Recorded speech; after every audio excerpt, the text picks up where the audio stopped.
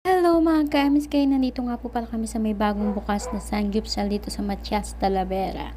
Ayan, super maluwag at ang fresh ng hangin. So, ayan nga po pala yung kanilang mga menu for pork and beef. Yan yung choices at yung mga side dish nila. Ayan. Inuwan ko na po yung mga side dish. Napakasasarap naman po. At ito na nga, nakakuha na ako ng mga gusto kong kainin. Ayan o. Grabe, napadami yata nung kuha ko. So, ayan.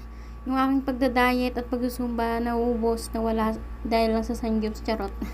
So, ayan nga po, by the way, ayan, masarap po at nagustuhan ko yung mga side dish.